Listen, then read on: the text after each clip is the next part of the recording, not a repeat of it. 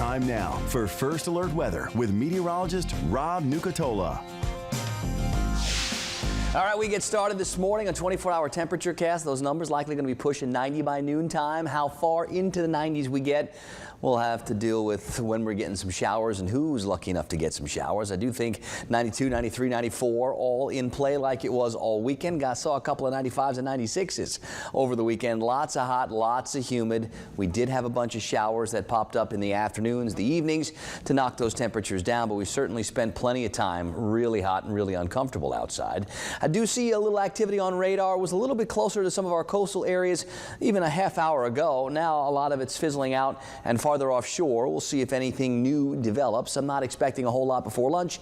I am expecting more showers in more places again this afternoon, this evening. You can see some of the clouds around the area. That's going to be one of those things where we get some clouds, some clear. There'll be enough to really get things heated up though. Not a lot of organized across the eastern third of the country still. Not a lot of change for the eastern third of the country still. And that means we're socked in with this very warm, very humid, very unstable air mass, and it won't take much to generate that next wave of showers. We're at 73 degrees in Thomasville. We're at 76 in Valdosta. It's 77 in Tallahassee. Things not really cooling off all that much overnight. Dew point numbers 73 and up, which tells us there's all kinds of moisture in the air. That's what you feel when you step outside. That's why your glasses fog up when you leave the air conditioning. It's 78 this morning in Marianna. It's 78 this morning at Apalachicola and at Camilla. I do see that 73 in Blakely. Usually runs a little cooler in Blakely, but in Thomasville we're at 73 also. Perry and Live Oak are checking in at 75. Not breezy, not in the slightest. If there is a little bit of a breeze, it's still more from the south or southeast. I think later on today maybe we'll notice that breeze a little bit more out of the southwest. Either way, it's going to be one of those wind directions that usually helps to contribute to more showers spreading out in more places. In Live Oak, our visibility is down near nil right now. In Dothan, Alabama, it's down below 2 miles. In Perry, it's at 5.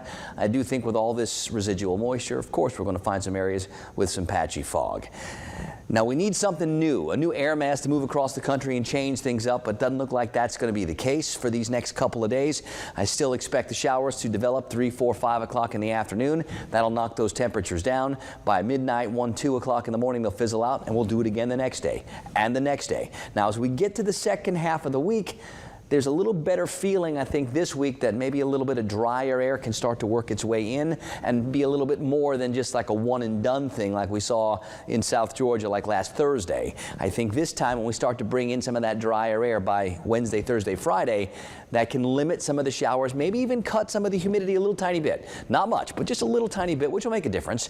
And that will mean probably longer duration, higher temperatures, because we'll end up with fewer showers for the second half of the week. Got a couple of days to see how that all plays out, and of course we'll have updates for you. We've been watching an area in the tropics. Doesn't look like much out over here, but this is where the next energy is likely to develop if it turns into anything at all. Got a couple of days to watch and see as it drifts towards the islands. From there, we're talking about a 50-50 chance over the next week for some sort of organization with this. Got lots of time to watch. It doesn't look like much just yet, but in a day or two, as the upper level winds become maybe a little bit more conducive, and some of the things that have really been inhibiting these pieces of energy from developing, as those start to break down, maybe there will be a little bit more development. Keep checking, and we'll have updates for you there too. Nothing to get excited about yet though. On the Gulf today, winds out of the northwest and west 5 to 12, seas 2 feet or less. We'll go with mostly smooth conditions in the bays. About a 40% chance for showers early, 70s, 80s, really muggy again this morning. This afternoon, we'll bump those rain chances back to 70%. Just like it's been the past couple of afternoons. And remember, that doesn't mean everybody gets wet. It doesn't mean you get wet 70% of the time. It just means that any spot that you're standing in, there's a 7 in 10 chance that during that period you can get a couple of showers, which is a really good chance. But there's still a 3 in 10 chance where you don't get wet. And there'll be some spots that never see a single drop. Just like over the weekend. We saw 2-3 inches fall in an hour around Valdosta in spots, and other areas couldn't buy a drop of rain all weekend. That's the nature of the scattered showers. They are unpredictable. They are frustrating, but that's what we've got. When we do get the showers, we knock those temperatures out of the mid-90s. When we don't, we sit in the mid-90s, and it feels like it's up over 105 with that heat index. The showers will eventually fizzle. It stays muggy overnight tonight. We're back in the mid-70s, and we do it all over again tomorrow. I think very similar today and tomorrow. By Wednesday and Thursday, I think that's the first day we start to step down some of those rain chances, maybe just a little bit. And then if the drying happens the way it looks like it wants to, we'll notice the afternoon temperatures keep increasing as we head towards Friday and the weekend, and those rain chances and the humidity values, they decrease just a little tiny bit.